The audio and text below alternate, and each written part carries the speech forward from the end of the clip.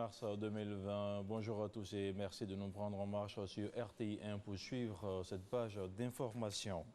Le bilan d'infection au coronavirus a légèrement grimpé vendredi soir à Abidjan. Il s'agit de 5 nouveaux cas testés positifs au Covid-19, a annoncé le ministère de la Santé et de l'Hygiène publique. Le bilan du coronavirus passe donc à 101 cas et 3 cas guéris.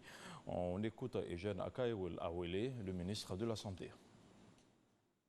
Le ministère de la Santé et de l'Hygiène publique a enregistré ce vendredi 27 mars 2020 5 nouveaux cas d'infection à Covid-19, portant à 101 le nombre total de cas confirmés.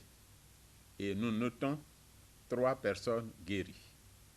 Tous ces cas confirmés sont des formes simples et leur prise en charge se fait au niveau du service des maladies infectieuses et tropicales de Treichville. Par ailleurs, nous rassurons la population qu'aucun cas de décès lié à la maladie au coronavirus n'a été enregistré à ce jour. La recherche de tous les contacts des cas confirmés est assurée par nos équipes mises en place à cet effet.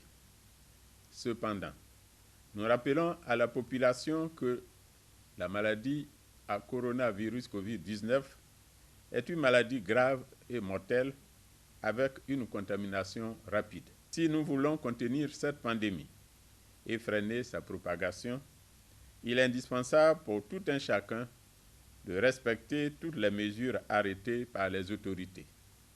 Toutefois, devant les signes suivants, fièvre, toux, courbature et ou difficultés respiratoires, vous êtes priés de contacter de toute urgence les numéros gratuits suivants 143, 101 et 125.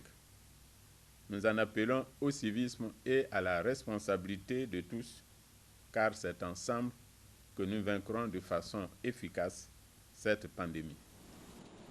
Les membres du gouvernement étaient face à la presse pour faire le point sur les dernières mesures liées à l'état d'urgence. À l'endroit du personnel de santé, des directives ont été adressées.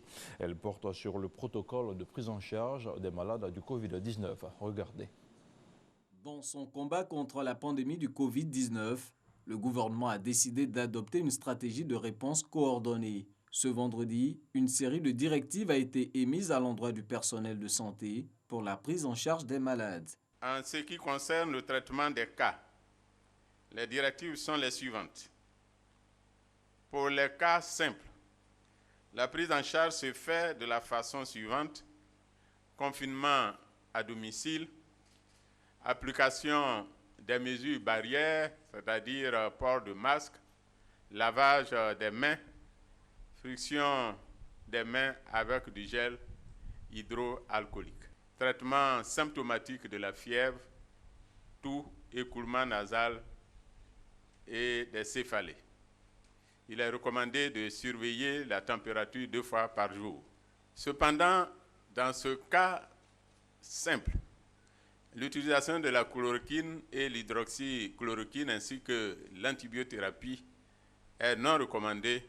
Pour la prise en charge des complications liées au Covid-19, la gestion de ces complications se fera dans une unité de soins intensifs. En cas d'isolement du Grand Abidjan du reste du pays, le ministre du Commerce se veut rassurant quant à l'approvisionnement des marchés. L'État travaille à préserver les circuits d'approvisionnement, aussi bien des produits à recevoir de l'extérieur de la Côte d'Ivoire au titre des importations, et également les produits qui sont acheminés de l'intérieur du pays sur Abidjan ou vers d'autres régions.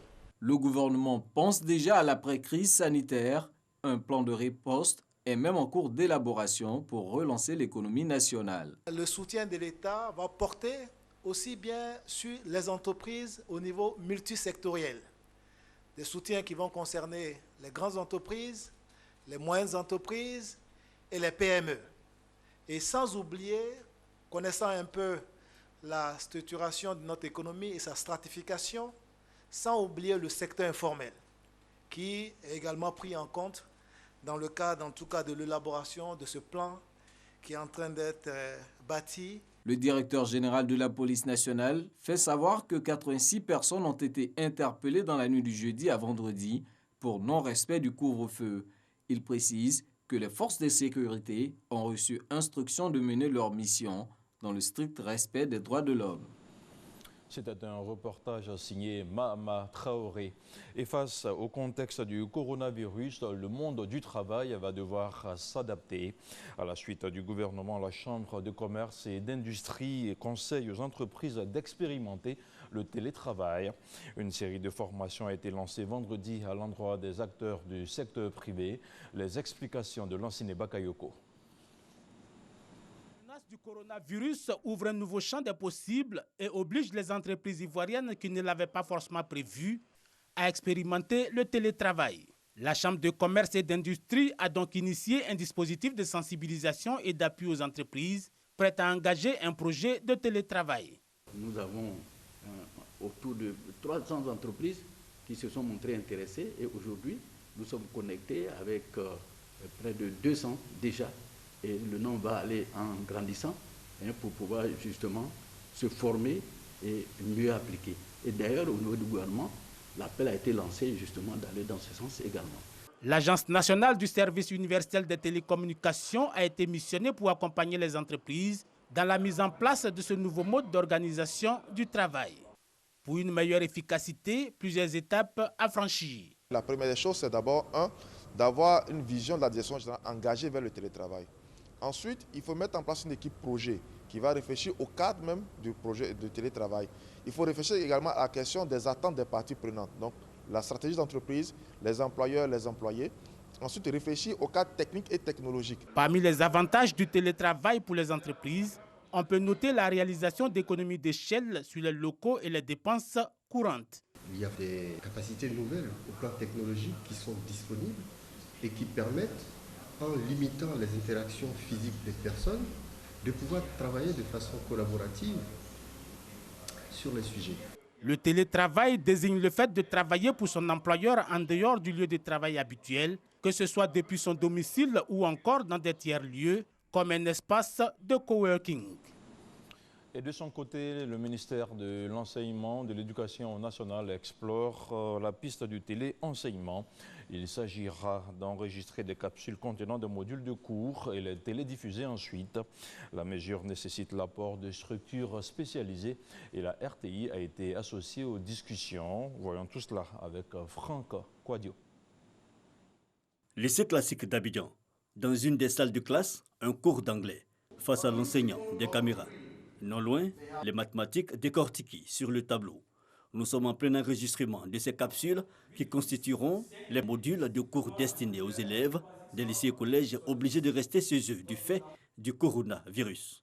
On a dans un premier temps demandé les cours du 3e trimestre aux antennes de la pédagogie et de la formation continue qui sont en région, qui les ont collectés, c'est venu. L'inspection générale et la direction de la pédagogie ont essayé de structurer tout ça en des choses assez simples et synthétiques que les élèves peuvent comprendre facilement. Et maintenant, au cours de cette deuxième phase, on essaie d'apporter un peu d'image, un peu de dynamisme. Et nous prévoyons aussi la réaction des élèves. Ça peut être des questions-réponses ou bien ça peut être la fabrication d'une autre capsule. Des capsules enregistrées destinées au programme scolaire, mais sur quel support? La question est au centre de ces échanges entre le ministère de l'Éducation nationale et la direction générale de la RTI. Avec la RTI, c'est de prolonger l'action que nous menons. Nous pensons que la RTI, ma foi, nous permet donc d'atteindre le pays dans sa profondeur. Et donc, dans notre système éducatif, la notion de base que nous voulons sauver, c'est l'équité. Faire en sorte que ce qui est fait comme enseignement soit su, soit connu de tous les enfants, partout où ils se trouvent. Nos équipes vont réfléchir de concert et puis trouver des formules pour les différents supports, le digital, la radio, la télévision, qui puissent permettre aux enfants de Côte d'Ivoire, qui sont contraints par cette malheureuse situation, d'être à la maison, d'être en contact avec l'école et de continuer à apprendre. Des propositions recueillies et une meilleure dynamisation des différents supports Un comité interne impliquant les deux parties est alors mis en place. Il y a un comité donc, que nous venons de constituer.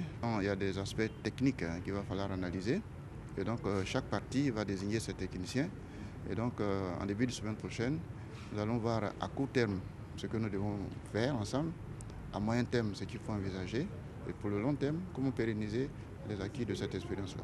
Pour l'heure, c'est entre la RTI et le ministère de l'Éducation nationale, et certainement que d'autres acteurs, dont le ministère de l'Éducation nationale, qui est le porteur du projet, aura besoin pour être associé. Les jours à venir situeront davantage sur l'applicabilité de l'outil. Des efforts donc dans l'intérêt d'une bonne organisation des prochains examens à grand tirage, mais aussi pour une fin d'année scolaire heureuse. La pandémie du Covid-19 est aujourd'hui la source de fausses nouvelles qui circulent sur la toile et qui inquiètent les populations. La dernière en date relayée par France 24, faisant état d'au moins un mort du coronavirus en Côte d'Ivoire, a été très vite démentie par nos équipes de RTI Info. La chasse aux fake news, c'est une affaire de Lansana Ouattara, avec le commentaire de Salimatou Dia.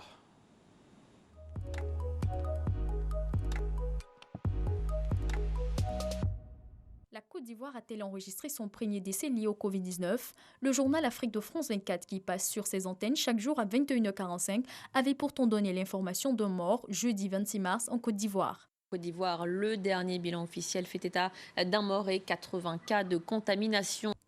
Faux. La Côte d'Ivoire, dont le premier cas a été confirmé le 11 mars dernier, n'a jusque-là pas enregistré de décès dû au Covid-19. En fin de soirée jeudi, le ministre de la Santé et de l'Hygiène publique a animé un point de presse avec une petite précision, mais de taille. Ce 26 mars 2020, nous avons enregistré 16 nouveaux cas d'infection à Covid-19, portant à 96 le nombre total de cas confirmés. La Côte d'Ivoire n'a enregistré à ce jour aucun décès. Vous savez que dans la sous-région, plusieurs cas de décès ont été enregistrés. Ce sont d'ailleurs les chiffres partagés par la représentation locale de l'OMS. C'est elle qui fait suivre les chiffres permettant depuis le début de la crise de mettre à jour les données fiables sur la pandémie. D'où vient cette fausse information d'un mort de Covid-19 en Côte d'Ivoire? Nos équipes ont tenté dans la journée d'en savoir plus auprès du journal Afrique de France 24, mais sans réponse. Près d'une heure après la diffusion de cette information non vérifiée, jeudi en soirée, on pouvait lire sur ses comptes Twitter et Facebook ce message indiquant une erreur. Eratom, le dernier bilan concernant l'épidémie de Covid-19 en Côte d'Ivoire donné dans le journal de l'Afrique est erroné. Aucun mort n'est à déplorer selon les autorités sanitaires ivoiriennes. Une erreur, malheureusement très vite relayée et partagée sur Facebook, Twitter et via WhatsApp. Depuis le début de la crise sanitaire du Covid-19, les infox se propagent encore plus vite que la maladie, créant la psychose chez les populations dans un pays en état d'urgence. Chaque soir, sous couvre-feu, avec toujours des nouveaux cas de contamination. Dans l'actualité hors de nos frontières, le Togo a annoncé vendredi soir son premier décès au Covid-19, alors que le pays compte 25 cas positifs, a indiqué le site officiel consacré à l'information sur l'évolution de la pandémie. Les cas confirmés ont augmenté de façon rapide depuis l'annonce officielle du premier chez une Togolaise de 42 ans qui est rentrée au pays via le Bénin après des séjours en Allemagne, en France et en Turquie entre le 22 février et le 3 mars. Pour contrer cette progression, l'Assemblée nationale a autorisé vendredi le gouvernement à prendre par ordonnance sur une période de 6 mois les mesures susceptibles d'apporter des réponses efficaces et durables. Et puis le président de la Commission de l'Union africaine, Moussa Faki Mahama, a déclaré vendredi être actuellement en quarantaine, de même que d'autres membres du personnel de l'Union africaine, après qu'un membre du personnel de cette organisation panafricaine a été dépisté positif au nouveau coronavirus Covid-19. Et selon le ministère éthiopien de la Santé, il s'agirait d'un Mauricien de sexe masculin âgé de 72 ans. Voilà, c'est tout pour ce premier point d'information sur RTI 1. Merci à vous tous qui l'avez suivi. Retrouvez à 10h et à 13h Hamza Diaby. Quant à moi, je vous retrouve demain matin à 6h30.